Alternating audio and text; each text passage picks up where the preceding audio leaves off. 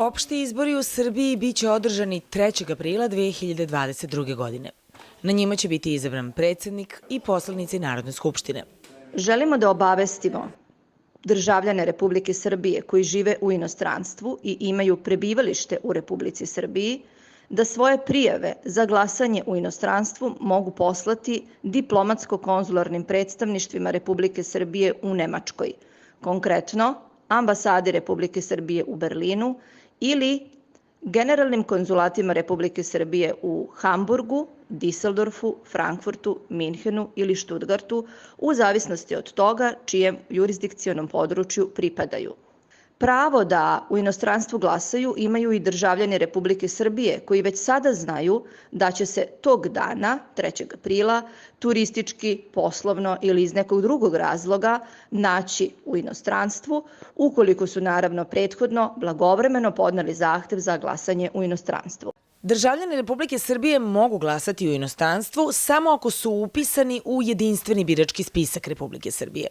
Zato je pre prijave za glasanje važno proveriti da li ste uopšte upisani u jedinstveni birački spisak, a to se može učiniti na sajtu Ministarstva za državnu upravu i lokalnu samoupravu uz pomoć jedinstvenog matičnog broja i registarskog broja lične karte ili pasoša. Takođe, to možete proveriti i u prostorijama ambasade prilikom podnošenja zahteva za glasanje. Ukoliko niste upisani u birački spisak, prvo treba da podnesete zahtev za upis u jedinstveni birački spisak u Republici Srbiji, to jest obrazac broj 1. Istovremeno sa ovim zahtevom potrebno je da popunite i pošaljete i drugi zahtev za glasanje u inostranstvu, to jest obrazac broj 2.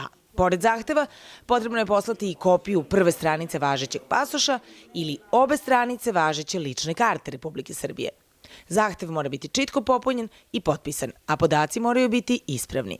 Pozivam naše državljane da se o proceduri prijave i slanja zahteva za upis u jedinstveni birački spisak i glasanje na izborima u inostranstvu obaveste na sajtu ambasade, kao i na sajtovima generalnih konzulata Republike Srbije u Nemačkoj. Prijava za glasanje se može podneti na nekoliko načina, putem za to određenog mejla, zatim ličnim dolaskom u diplomatsko-konzularno predstavništvo, putem pošte i putem faksa. Vrlo je važno da znate da se zahtev za upis u jedinstveni birački spisak i zahtev za glasanje u inostranstvu preko diplomatsko-konzularnog predstavništva Republike Srbije može podneti najkasnije do ponoći 12. marta 2022. godine.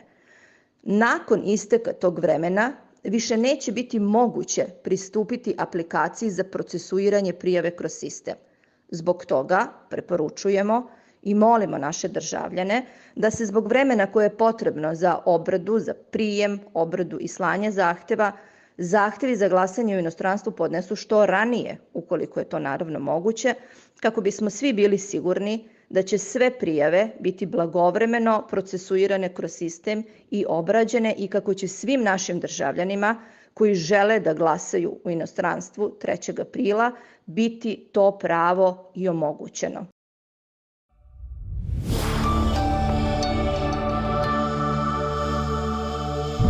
Za nove sadržaje na našem YouTube kanalu kliknite subscribe.